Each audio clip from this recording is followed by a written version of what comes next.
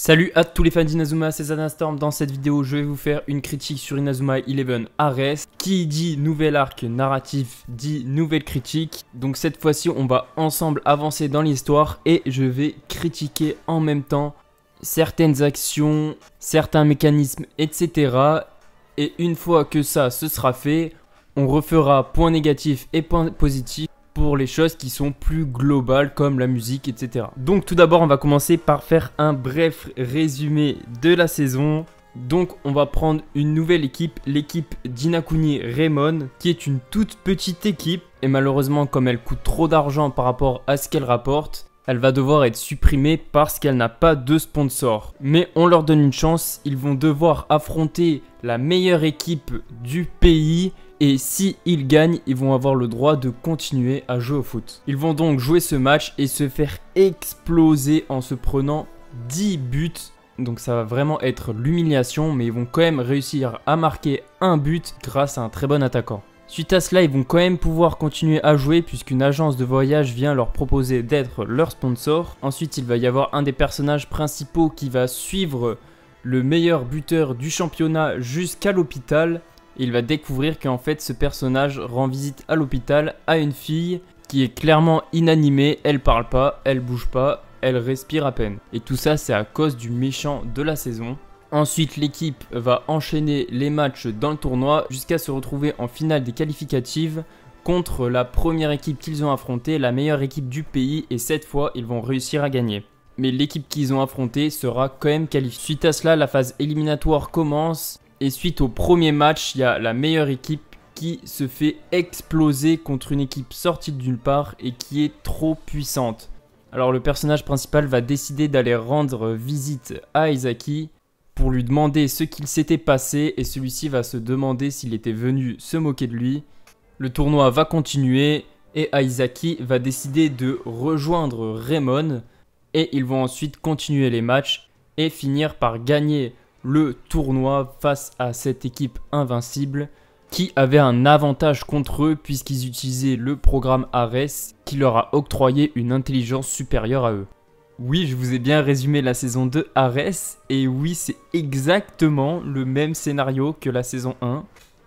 Ça a marché une fois, pourquoi pas deux, j'ai envie de dire. Il y a aussi des trucs qui ont été volés à Go, comme le capitaine qui se blesse juste avant la finale et qui donne son brassard au personnage principal de la saison. Mais bon, on va pas revenir sur tous les points communs. On va commencer par parler d'Outer Code. Donc c'était important, c'était drôle, c'était court et donc bien condensé. Franchement, j'ai kiffé. On va commencer notre histoire critiquée. Donc on commence avec le retour, donc c'est l'équipe Raymon qui va devoir affronter l'équipe de Barcelone pour voir qu'ils n'ont pas le niveau international. Donc ça c'était très intelligent de Level 5, c'est vrai que si tu enlèves tous leurs affrontements comme les extraterrestres, il y a une grosse montée de niveau qui va leur manquer. Et donc forcément ils jouent contre Barcelone et ils se font exploser. Mais là je me demande un truc, on est vraiment en train de dire que c'est Raymon qui représente le niveau international ?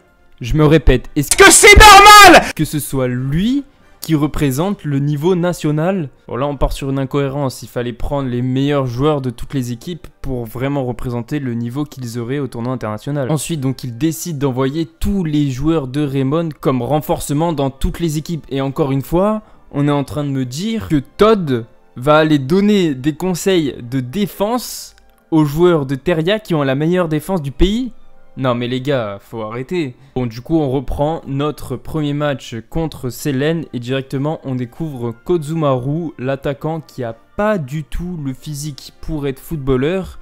Tu penses qu'il vraiment il va être éclaté et là il te sort la tornade de feu, la légendaire technique de Axel Blaze. Franchement j'étais trop choqué, j'ai trouvé ça trop bien. Après tu découvres aussi Isaki, Elliot Ember, qui est un personnage aussi plutôt pas mal, assez sombre, qui joue solo, un peu comme un Hayden Frost on avait eu à l'époque. Ensuite il va y avoir un premier enjeu posé sur la table, c'est la mort de la mère d'Azuto, donc il va devoir gagner le tournoi pour sa mère, parce que le souhait de sa mère c'était qu'il soit fort en football et qu'il fasse ce qu'il aime. On va aussi avoir une très bonne idée, c'est qu'il y a un camarade de classe de l'année dernière, une fille, qui va devenir manageuse du club d'Inakuni. Par contre là on arrive sur un gros point noir, pourquoi Inakuni a été renommé en Raymon. Je suis d'accord qu'ils vont pas aller s'entraîner tout le temps sur l'île, mais alors quand ils s'entraînent à Raymon et qu'ils gardent le nom d'Inakuni, parce que c'est pas l'équipe Raymon, il n'y a aucun joueur de Raymon. Ensuite, donc, on va découvrir le coach et son entraînement. Alors là, les entraînements, ils sont vraiment trop bien. On découvre un nouvel aspect. Il demande évidemment comment on peut réussir à créer un mur en super technique. Et évidemment, si tu passes tes journées à frotter un mur, tu vas ressentir le mur, tu vas pouvoir le déployer. Et c'était vraiment une très bonne idée de mettre cet aspect-là dans les entraînements. Et j'ai trouvé ça beaucoup plus réaliste. Au moins on sait d'où sortent les super techniques. On va voir aussi l'apparition d'un gadget, la montre. Alors ça, j'ai trouvé ça vraiment cool. Même dans le foot professionnel, ça pourrait être vraiment une bonne idée. Et aussi contre l'équipe de Jack, on va découvrir les tactiques. Alors pour qu'une tactique fonctionne, il ne faut pas forcément qu'elle soit réaliste. Par exemple, on sait qu'on est dans l'univers d'Inazuma Eleven, donc tu peux sortir du feu et tout, ça c'est normal. Par contre, il faut qu'elle soit cohérente. Par exemple, tu peux pas faire une tactique où à la fin tu marques d'un tir normal à chaque fois. Parce qu'on le sait, dans Inazuma Eleven, les tirs normaux, ça fonctionne pas, faut faire une technique. Donc t'es pas obligé d'être réaliste, mais t'es obligé d'être cohérent. Et j'ai trouvé que ces tactiques, elles étaient pas réalistes, mais cohérentes. Donc pour moi, ça me va très bien. On sait que les tactiques marcheraient pas dans la vraie vie, mais dans Inazuma Eleven, ça peut marcher. Les matchs vont continuer. Il y a une première déception, c'est qu'il n'y aura pas Thomas Feld, ça c'était assez décevant. Et la deuxième, c'est que Ray Dark n'est pas du tout charismatique. On voit un Ray Dark tout sympa et qui vraiment ne sert à rien. Et on arrive à une chose qui m'a énervé parce qu'il y a Aizaki qui se fait taper dessus pendant toute la saison parce qu'il joue par vengeance. Donc il y a Azuto qui va le voir. Mais attendez, il y a le programme Ares qui a plein d'effets secondaires qui envoient des gens à l'hôpital, etc. Et donc il y a Aizaki qui a été touché personnellement par ça.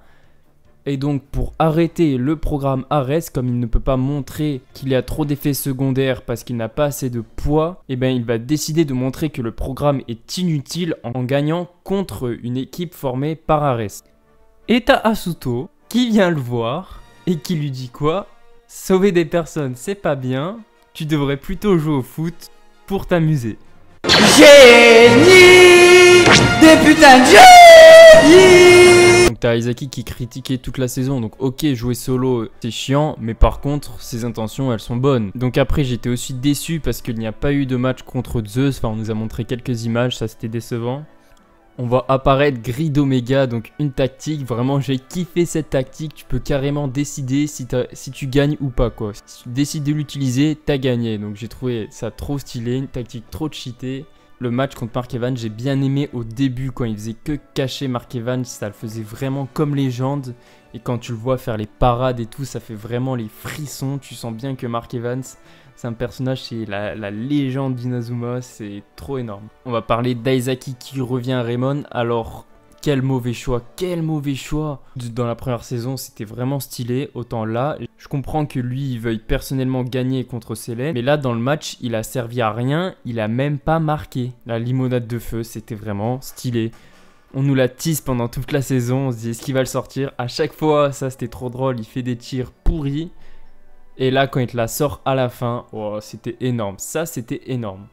Et à la fin, on finit sur un petit kiff. Il y a le méchant qui se prend une grosse bombasso dans le ventre par Aizaki. Ça, c'était satisfaisant. Maintenant, on va commencer les points négatifs. Donc déjà, le scénario copié, bon, on va pas revenir dessus, mais évidemment, c'est trop décevant. Ensuite, Raymond ne devait pas gagner. Il y a beaucoup de matchs où ils doivent pas gagner. Contre Selene, contre la Royal Academy, contre Alpin, contre Alius, celui contre Mar, et enfin celui contre Selene aussi, impossible. Comment vous voulez que la gardienne arrête un triple blizzard, ou une frappe de Hunter Foster et Xavier Foster combiné? C'est impossible les gars, même Mark Evans contre un triple blizzard, franchement il bégaye. Donc là non, Raymond n'aurait pas du tout dû gagner. Après on va encore parler des renforcements, Nathan Swift qui donne des conseils à la Royal Academy.